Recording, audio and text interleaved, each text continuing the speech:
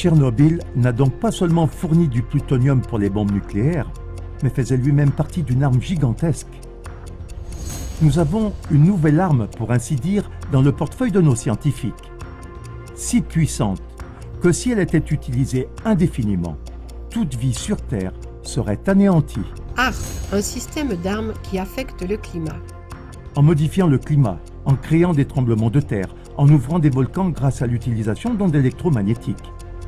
Le facteur de risque élevé. Ils ont tiré le 25 avril 86. Puis, le 26 avril 1986, les dispositifs de sécurité se sont définitivement effondrés. A jailli de la structure de la cuve et a craché des matières radioactives. Les retombées nucléaires se sont répandues dans toute l'Europe. Der seit 1974 selbstständige Fernsehtechnikmeister Werner Altnickel, titulaire d'un master en technique télévisuelle indépendant depuis 1974, a reçu le prix Eurosolar 1997 et d'autres prix environnementaux. En 2008 déjà, il avait fait un exposé sur les armes chimiques de manipulation de la météo, connu sous le nom de Chemtrails, devant plus de 1000 spectateurs lors de la conférence anti-censure. Il a également abordé le sujet des techniques électromagnétiques de manipulation météorologique par le biais des installations ARP. En tant qu'écologiste, il a été membre des Verts et est devenu militant de Greenpeace à partir de 1987. Altnickel s'est intéressé de très près à l'accident nucléaire de Tchernobyl du 26 avril 1986. Selon la version officielle, il s'agirait de l'accident le plus lourd de conséquences dans l'histoire de l'utilisation pacifique de l'énergie nucléaire. La catastrophe se serait produite lors d'un essai réalisé pour simuler une panne totale de l'alimentation électrique externe du réacteur nucléaire. Werner Altnickel ne s'est jamais contenté de cette description. Après la publication de ses recherches intensives sur la catastrophe nucléaire de Tchernobyl, il a été licencié par Greenpeace en 2005 avec une lettre de démission. Il y était expliqué que ses publications sur les thèmes de Tchernobyl, des manipulations météorologiques et des systèmes d'armes scalaires ne serait pas dans l'intérêt de Greenpeace. CLA TV diffuse aujourd'hui un documentaire de Werner Altnickel où il expose de manière probante que la catastrophe de Tchernobyl ne peut en réalité pas être un accident. En raison de nombreuses incohérences évidentes, Altnickel a étudié intensivement le livre « Fer de lance » publié en 2002 par le spécialiste des ondes scalaires et lieutenant-colonel américain Tom Berden. Il est ainsi parvenu à la conclusion que cette catastrophe avait plutôt été causée par un échange scalaire électromagnétique dans la guerre entre le KGB de l'Union soviétique et les États-Unis. La centrale nucléaire de Tchernobyl se trouvait alors sur le territoire de l'Union soviétique. Ni la partie russe ni les États-Unis n'ont intérêt à ce que les véritables raisons de ce prétendu accident soient élucidées. C'est pourquoi la recherche de Werner Altnickel est d'une brûlante actualité. Ce documentaire n'est pas seulement un travail de recherche historique. Les systèmes d'armes utilisés à l'époque nous menacent de manière bien plus dangereuse dans la situation dramatique actuelle du monde. Nous y reviendrons à la fin de cette émission. Déclaration explosive du professeur Edmund Lengfelder. Dans ses recherches, Werner Altnickel est tombé sur un article de Martin Ebner du 31 août 2003 concernant une excursion avec des journalistes dans la zone d'exclusion de la centrale nucléaire de Tchernobyl avec le professeur Edmund Lengfelder de l'Institut de radiologie Otto Hug à Munich. Ce dernier et son équipe aidaient régulièrement les personnes contaminées par la radioactivité, notamment sur le plan médical. Le professeur Lengfelder a fait à cette occasion les déclarations explosives suivantes. Nous citons le rapport intitulé « Une sortie à la campagne avec le compteur Geiger » de Martin Ebner. Je vois maintenant Tchernobyl, le sarcophage et tout.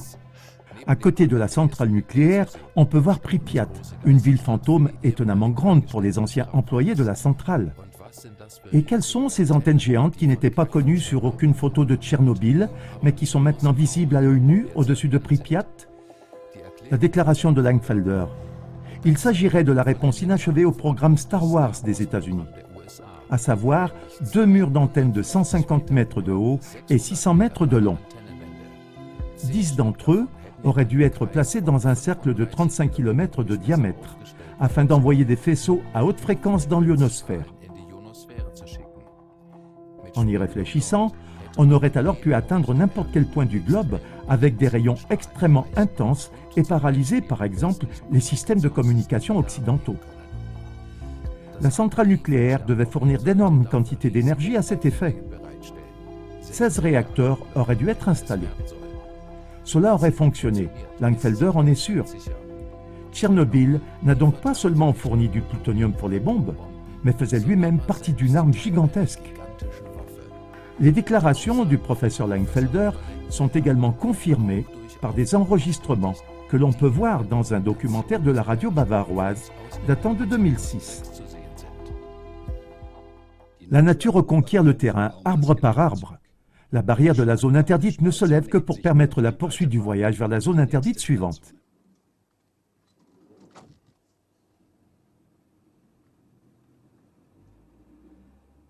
La forêt qui pousse rapidement partout est irradiée, tout comme la forêt de pylônes électriques qui ne peuvent pas être fondus, car l'acier resterait radioactif.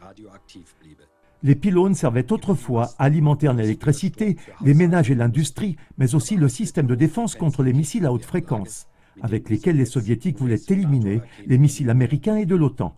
Son électronique a été détruite par la catastrophe. Elle s'est figée comme tout ici, en pierre tombale. Selon les déclarations du professeur Langfelder, le but principal de la centrale nucléaire de Tchernobyl était de fournir d'énormes quantités d'énergie pour une super arme militaire située à proximité, près de Pripyat. Au final, 16 centrales nucléaires devaient voir le jour. Celles-ci devaient alimenter en tout 10 super armes de ce type avec des quantités d'énergie inimaginables. Ce plan n'est certainement pas passé inaperçu auprès des services de renseignement américains. Développement d'une super arme militaire en Union soviétique.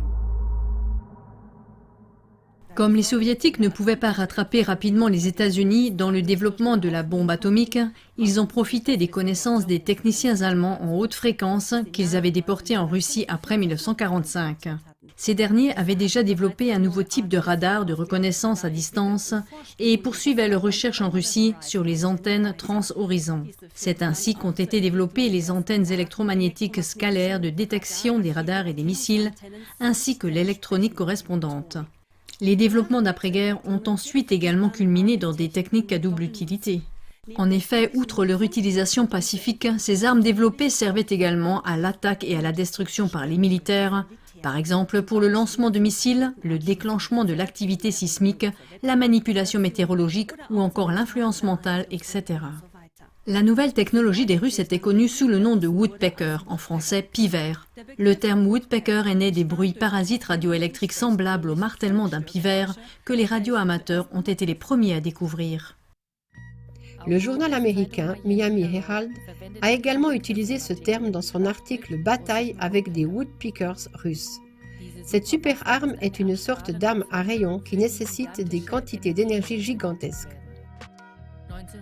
En 1957, une grande catastrophe s'est produite dans l'ex-URSS en raison des recherches menées sur cette super arme militaire scalaire. Près de Kishtim, à proximité de Mayak, se trouvait une installation de recherche militaire nucléaire secrète. Lors de cette catastrophe, l'irradiation régionale a été 100 fois plus importante qu'à Tchernobyl. L'ancien lieutenant-colonel de l'armée américaine Tom Bearden a été analyste au Pentagone. Il était un spécialiste reconnu de la technique scalaire et a publié le livre en allemand « Scalar Technologie ». Il explique cette catastrophe comme suit. Les soviétiques avaient produit un renversement de puissance lors de leur précédent échec de Kishtim. Celui-ci avait provoqué une explosion nucléaire d'un dépôt de déchets nucléaires situé à proximité. Les retombées radioactives ont contaminé environ 1200 km², qui sont encore aujourd'hui extrêmement contaminés. Je savais aussi que pour se protéger contre des situations d'urgence comme celle de Kishtim, les soviétiques avaient installé des systèmes de sécurité sur tous leurs émetteurs scalaires. Grâce à ces installations de sécurité, ils voulaient, en cas de court-circuit des émetteurs, dévier l'énergie lentement et sans danger dans la Terre sur une période prolongée. Dans son livre « Fer de lance », Bearden poursuit. Les nouvelles superarmes ont été développées, produites et utilisées sous la direction du KGB. Comme elles étaient top secret, elles n'ont jamais été remises entre les mains de l'armée régulière russe. En 1960, Nikita Khrouchtchev, l'ex-chef du gouvernement de l'Union soviétique, a fait la déclaration suivante devant son présidium au sujet des futures armes scalaires. Nous avons une nouvelle arme, pour ainsi dire, dans le portefeuille de nos scientifiques. Si puissante que si elle était utilisée indéfiniment, toute vie sur Terre serait anéantie. La nouvelle super-arme scalaire n'a toutefois été opérationnelle qu'en avril 1963. Trop tard pour Khrouchtchev pour contrer la confrontation américaine lors de la crise des missiles de Cuba en octobre 1962. La super-arme a été utilisée pour la première fois le 10 avril 1963 pour détruire le sous-marin américain USS Thresher au large de la côte est des États-Unis lors d'un exercice de démonstration de force. L'historiographie officielle continue cependant d'affirmer que le sous-marin à propulsion nucléaire a coulé en raison d'une défaillance technique. Une super arme militaire peut manipuler la météo. En 1962 déjà, l'ex-président américain Lyndon Johnson déclarait « Celui qui contrôle la météo contrôlera le monde ». Comme il a été prouvé que cette nouvelle technologie scalaire permet d'influencer la météo, toute avance dans la recherche de ces armes signifie un énorme pouvoir politique et militaire. Dès les années 1970, les soviétiques, puis d'autres forces militaires, ont notamment procédé à des grandes manipulations météorologiques. Les stations de transmission soviétiques Woodpecker ont fait l'objet de reportages aux États-Unis et en Europe. C'est ce que montre par exemple une caricature sur le contrôle météorologique parue dans Le Welt am Sonntag du 8 août 1974. Le contrôle électromagnétique des tremblements de terre, la gestion des vagues de chaleur et des sécheresses extrêmes, ainsi que la production de chutes de neige y ont été abordés de façon simple. Le Parlement européen confirme lui aussi l'existence de telles armes météorologiques dangereuses dans un rapport du 14 janvier 1999 intitulé « HAARP, un système d'armes qui affecte le climat ». Essai de contrôle des armements de la super-arme militaire. Le 16 juin 1972, lors de la conférence des Nations Unies à Stockholm, une résolution sur l'élimination des dommages environnementaux causés par les armes destructives et autres systèmes a été adoptée. En 1975, les Soviétiques ont fait plusieurs propositions de désarmement nucléaire et de désarmement des armes scalaires électromagnétiques. Or, à l'époque, les États-Unis les ont ignorées. En 1976-1977, la convention ONU-NMOD a permis d'empêcher les systèmes d'armes environnementaux.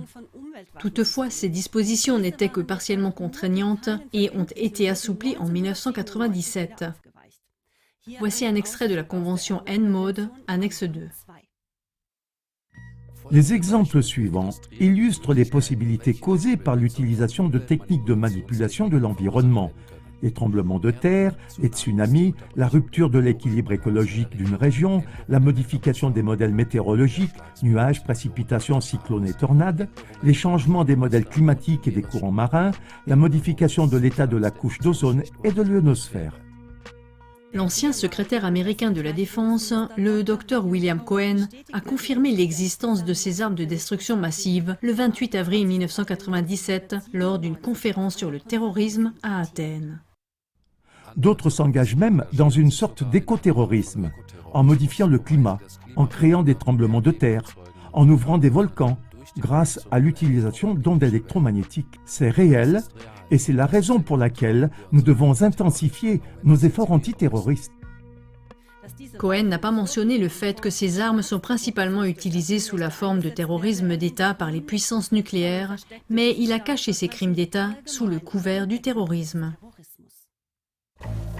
Les antécédents top secrets de la catastrophe nucléaire de Tchernobyl.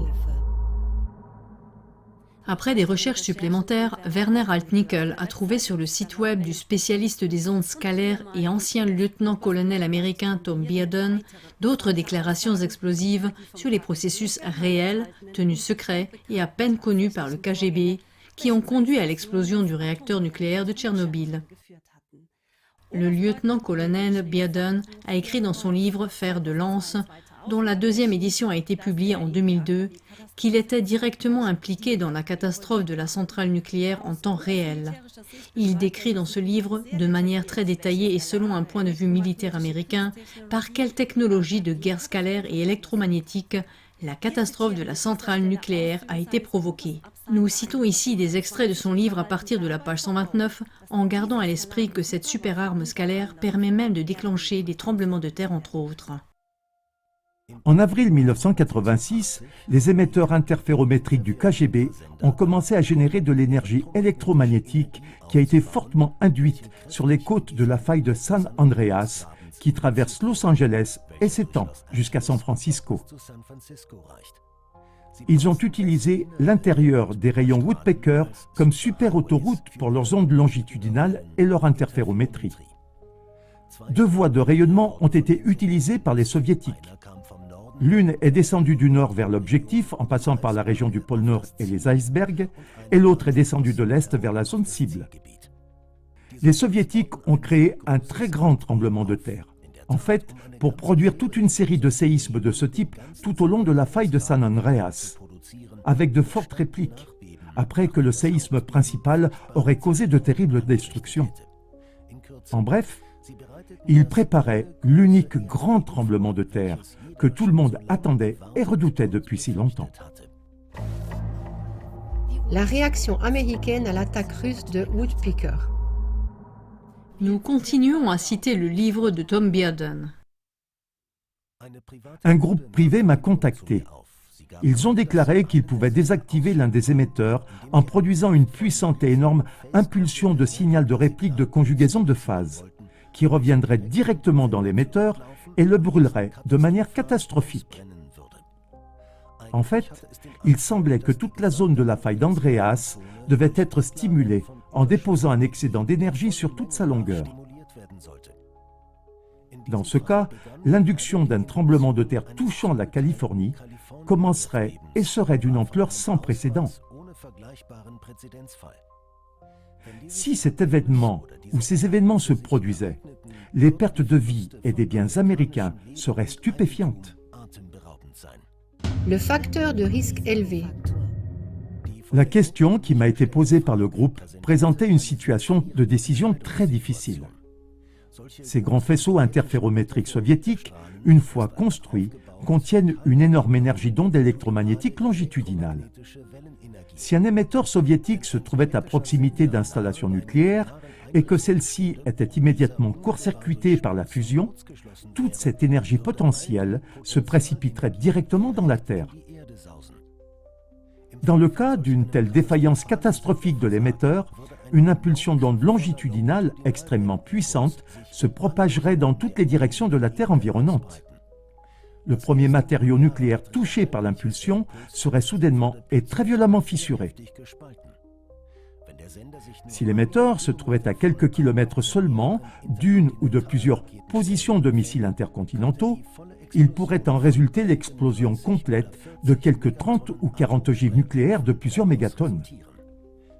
Les retombées et la pollution radioactive qui en résulterait seraient massives, se répandraient dans le monde entier et pourraient tuer des millions de personnes dans les années à venir. Les réacteurs nucléaires seraient confrontés à un danger similaire. La fission immédiate de toutes les matières fissiles dans l'un d'entre eux déclencherait une gigantesque explosion nucléaire. Cela créerait un nouveau précédent. C'était le facteur de risque élevé.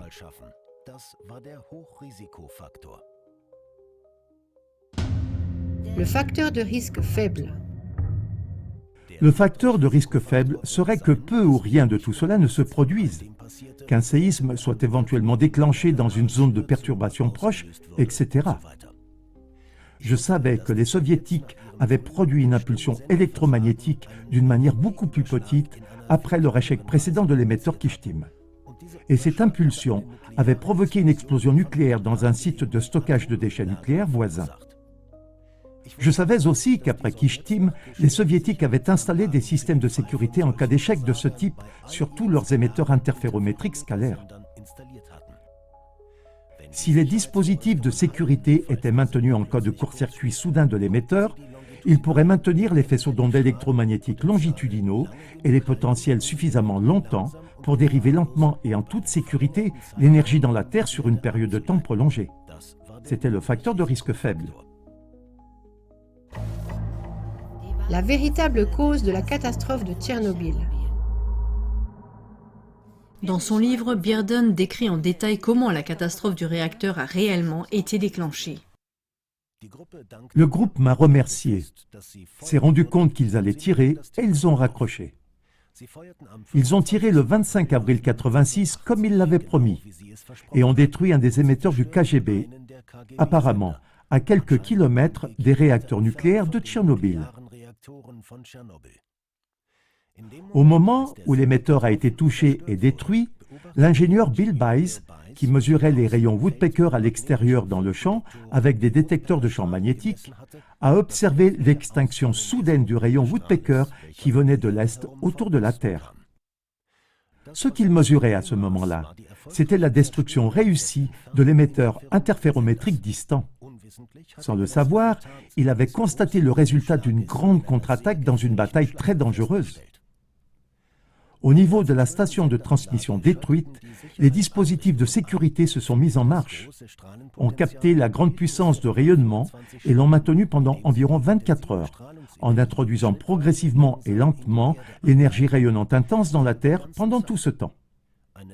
Un message désespéré concernant les réacteurs de Tchernobyl a alarmé le personnel de contrôle de la centrale nucléaire pour qu'il arrête immédiatement ses réacteurs en abaissant les barres de contrôle du cadmium. Mais l'uranium des barres de combustible était bien sûr toujours là. Tchernobyl a ensuite attendu, en retenant son souffle, pour voir si les mesures de sécurité tiendraient. Puis, le 26 avril 1986, les dispositifs de sécurité se sont définitivement effondrés et un sursaut d'ondes longitudinales, beaucoup plus faible que celui qui se serait produit s'il n'y avait pas eu les dispositifs de sécurité, a eu lieu.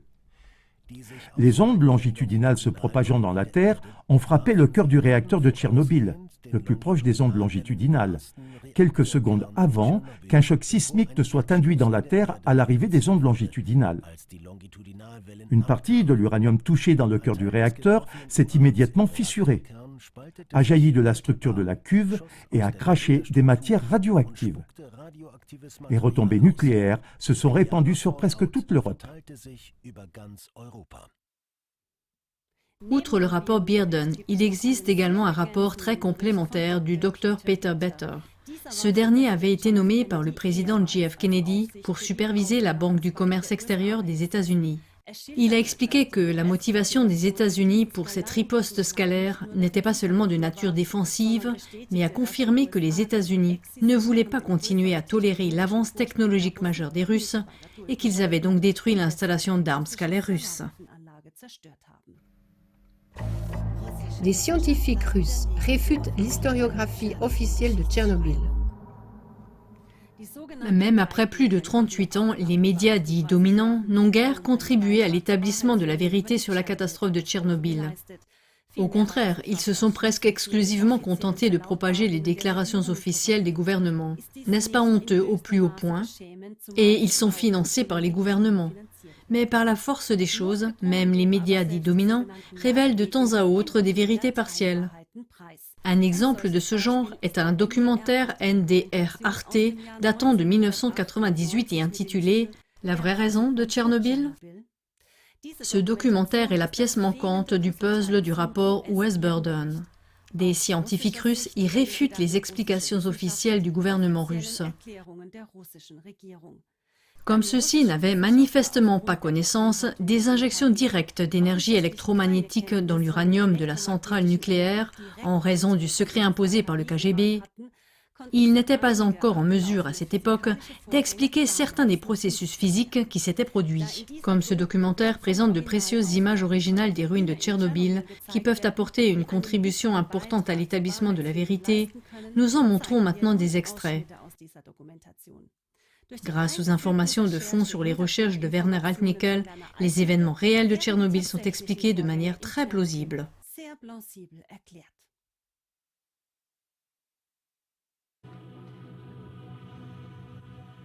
En juillet 1986, 2 mois après la terrible catastrophe de la centrale nucléaire de Tchernobyl, le KGB a publié une liste d'instructions top secret.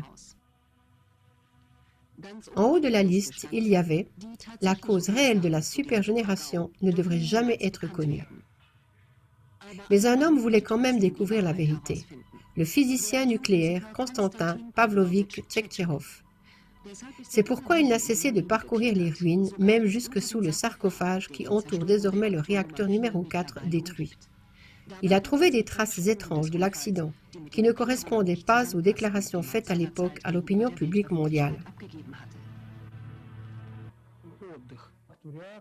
Nous avons pénétré dans le puits du réacteur et continué à ramper dans chaque salle de contrôle au-dessus du réacteur et même dans les salles sous le réacteur. Nous avons pris des photos et des vidéos, prélevé des centaines d'échantillons et effectué, je dirais, des milliers de mesures. Ce n'est qu'après que nous avons commencé à soupçonner ce qui s'était réellement passé avec le bloc 4. Et soudain, nous avons réalisé que les déclarations officielles de 1986 ne correspondaient pas du tout à ce que nous avions sous les yeux. En même temps, en juillet 1986, le KGB a remis à de hauts responsables politiques et à des fonctionnaires une liste secrète contenant des instructions claires. Cette liste avait vraiment été établie d'une manière étrange, tout simplement par les services secrets, par le KGB. C'était une décision inhabituelle, une décision politique. La liste a été publiée et tous les cadres dirigeants ont dû s'y conformer. Point 1 de la liste. Toutes les informations qui révèlent les véritables causes de la catastrophe du réacteur sont strictement confidentielles.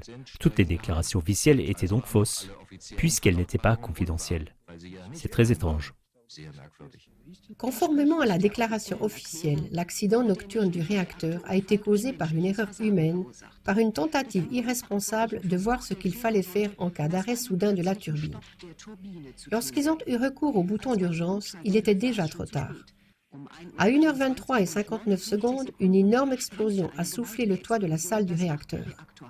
Des débris de graphite incandescent sont tombés sur les bâtiments voisins et un nuage de particules radioactives s'est élevé à des kilomètres de hauteur dans le ciel nocturne. L'étude a été financée par la communauté européenne. Le rapport du groupe Allianz a été achevé en 1995. Il contiendrait plus de matériel que jamais auparavant. Certains éléments indiquent toutefois que le rapport se base davantage sur les chiffres officiels des autorités que sur ses propres recherches. On estime ainsi que plusieurs centaines de milliers de mètres cubes de matière radioactive se trouvent encore dans le réacteur, dont 40 000 mètres cubes de déchets hautement radioactifs mélangés à 200 tonnes de combustible nucléaire. Mais si c'était le cas, le sarcophage devrait être rempli à ras-bord de matériaux radioactifs. Et Tchektcherov et ses hommes n'auraient probablement pas pu y accéder, du moins jamais sans une protection spéciale coûteuse. Ils auraient probablement subi de graves dommages dus aux radiations sur le champ. Une grande partie des idées reçues sur Tchernobyl n'a pas grand-chose à voir avec la réalité. Les gens qui travaillent à Tchernobyl connaissent bien sûr la vérité. Mais ils sourient aux efforts d'explication et gardent la vérité pour eux. On a construit la centrale nucléaire de Tchernobyl dans une région dont on sait qu'elle est géologiquement stable. Les opposants à la version sismique ont affirmé qu'il ne pouvait pas y avoir de tremblement de terre à cet endroit, car dans une structure géologique tubulaire aussi ancienne que celle de cette région, les tremblements de terre ne peuvent pas se produire. La station sismologique n'a effectivement enregistré qu'un faible séisme local. Un tel séisme aurait-il donc pu se produire à Tchernobyl? Qu'en disent les témoins oculaires? Lorsque l'accident s'est produit, tous les employés de l'équipe de nuit ont bien sûr été impliqués d'une manière ou d'une autre dans l'événement. Qu'ils aient été de service dans la salle de contrôle ou dans le hall des turbines, tous ont déclaré avoir ressenti quelque chose lorsque l'accident s'est déclenché.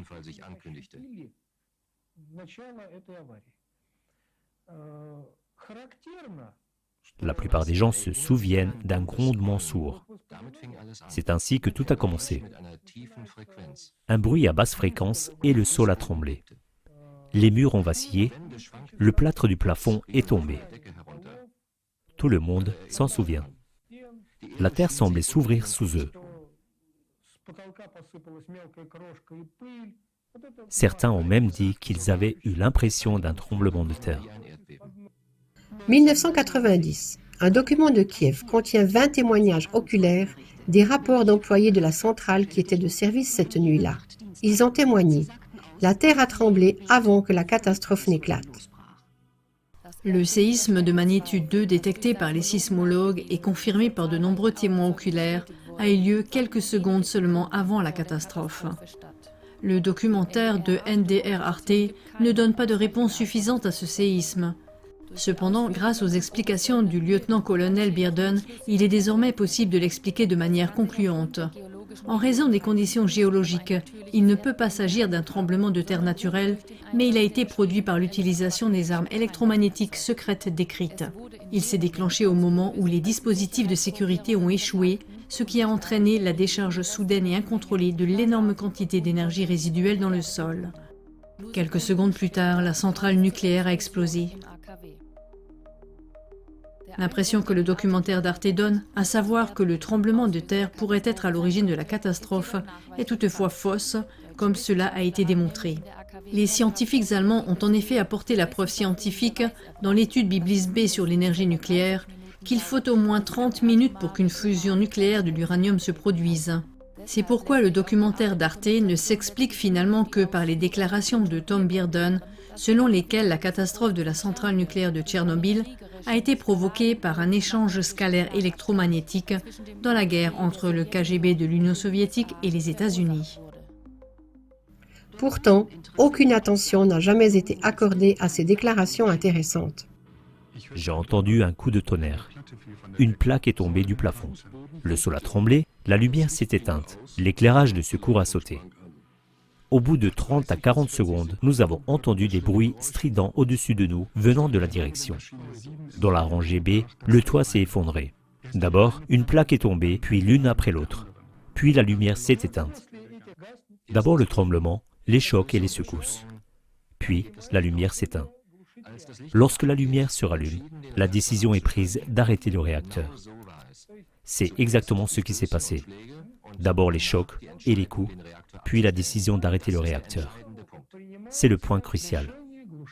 Par le trou du toit, je pouvais voir une lueur, pas un feu, quelque chose d'autre. Les murs de la salle de contrôle se sont mis à trembler, ainsi que le plafond et le sol. Après quelques secondes, une deuxième explosion, un peu plus faible, mais c'est étrange, comme tout s'est écroulé. Une lueur colorée qui s'élevait jusqu'à une centaine de mètres. Les récits des témoins oculaires et les résultats de Tchercherov montrent clairement une chose. La déclaration publiée par les autorités soviétiques en 1986 était fausse. Des observations totalement surprenantes sont régulièrement faites. On espérait par exemple que la coque en graphite et le cœur du réacteur seraient restés intacts. Mais rien de tout cela. Il n'y avait plus qu'un trou béant. On avait supposé que la cuve de bioprotection en forme d'anneau autour du réacteur était détruite, ou en tout cas fortement endommagée. Mais cela aussi était faux. Elle était presque intacte, peu de dégâts.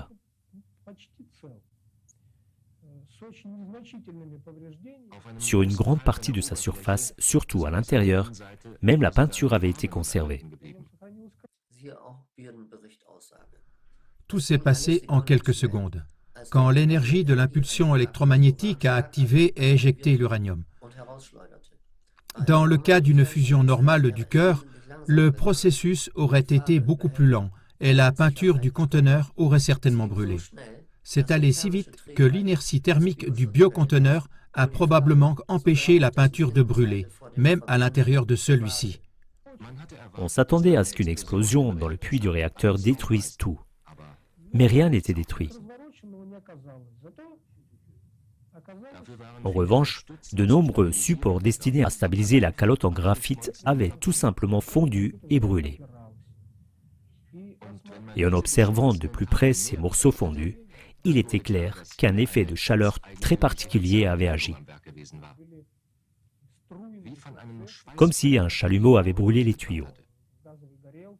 Oui, Les tuyaux avaient l'air d'avoir été coupés par un poste à souder ou une torche à plasma.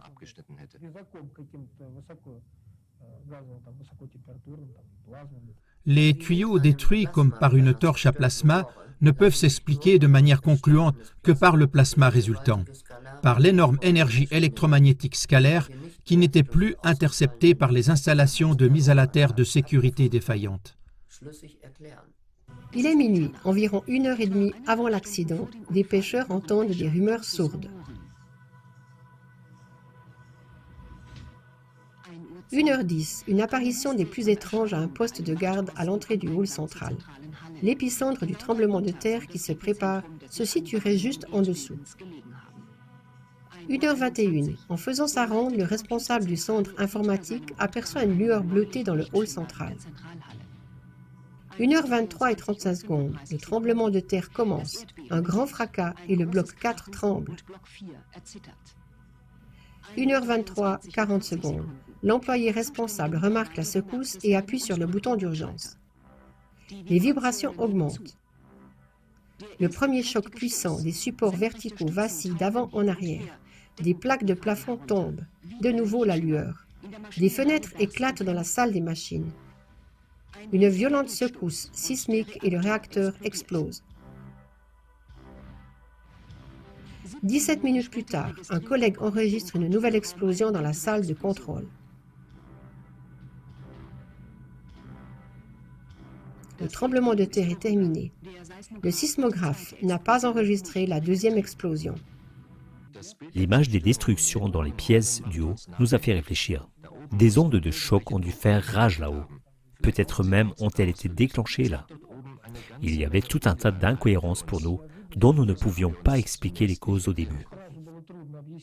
Dr Sébastien Pflugbeil de la Société de protection contre les radiations, citation tirée du Strahlen Telex numéro 3623-63-2002, consultable sur le site de l'IPPNW. Pflugbeil dit « Tchetcherov est allé 3 fois dans le puits du réacteur où se trouvent normalement les éléments de combustible. Mais ces enregistrements vidéo montrent clairement qu'il n'y a de facto pas de combustible nucléaire à cet endroit. Où est-il passé? Quelque chose a fondu vers le bas, mais très peu de choses.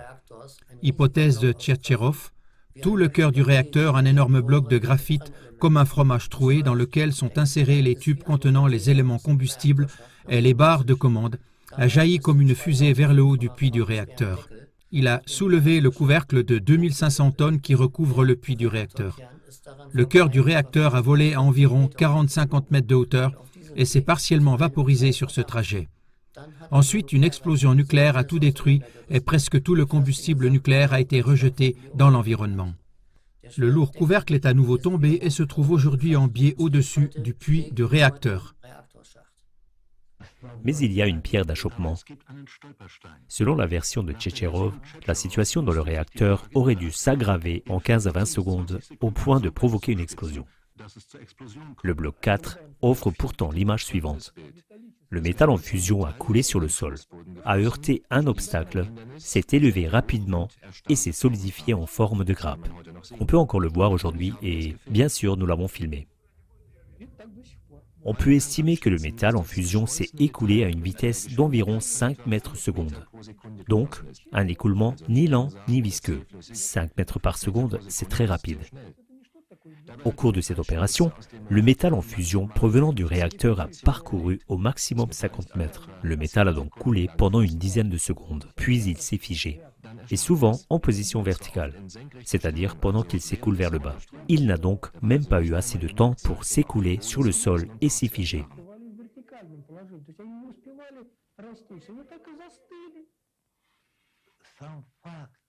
À cela s'ajoute le fait que des personnes sont montées sur le réacteur détruit. On pensait bien sûr que l'intensité du rayonnement devait être énorme, puisque les matériaux radioactifs sont sortis du réacteur et se sont écoulés. Il s'est avéré que le rayonnement n'y était pas si fort. Bien sûr, les gens avaient revêtu des combinaisons de protection pour l'expédition dans les ruines du réacteur. Mais il est tout de même très surprenant qu'aucun d'entre eux ne soit mort. Apparemment, personne n'est sérieusement malade.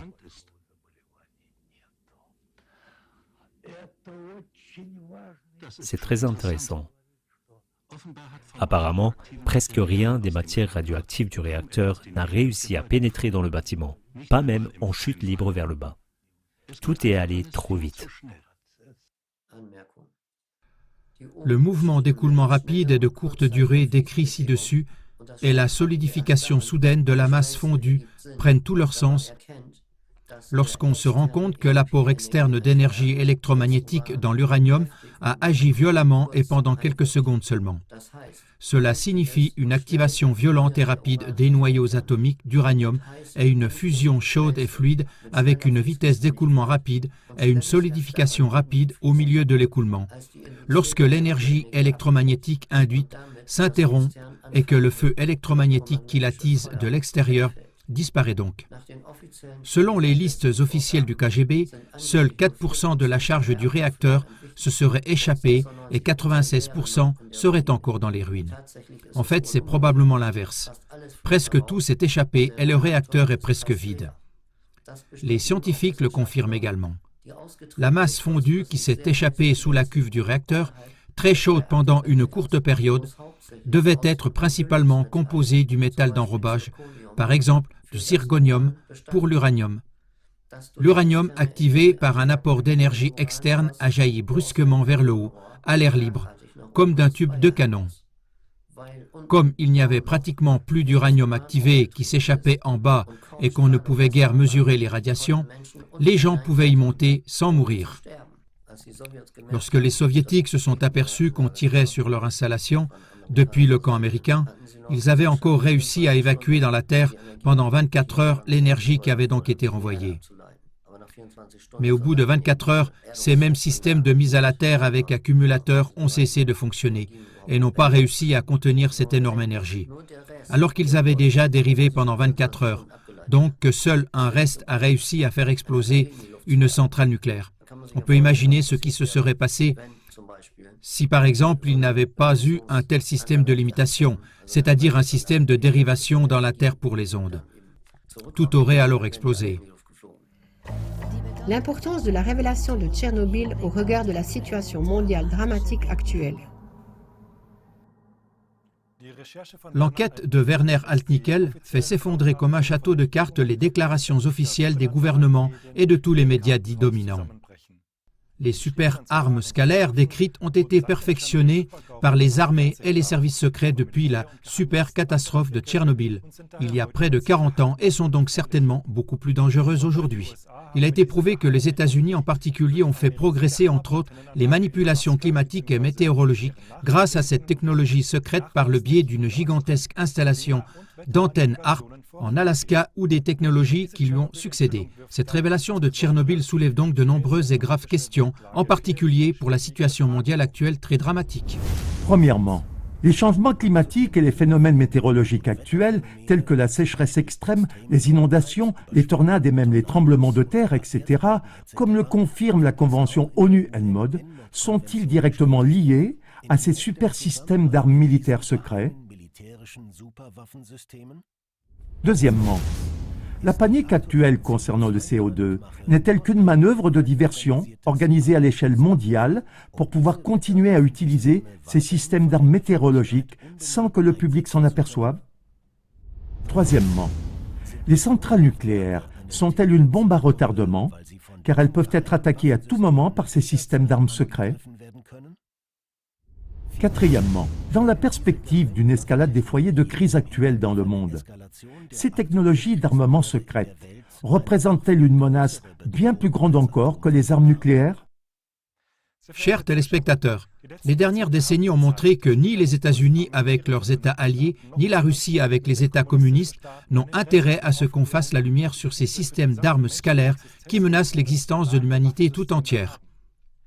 Les médias publics ont totalement échoué dans leur mission et de surcroît ont persécuté les lanceurs d'alerte sincères en les traitant de conspirationnistes. Ce documentaire important doit contribuer à ce qu'un débat public soit enfin organisé sur ces systèmes d'armes qui menacent l'existence de l'humanité.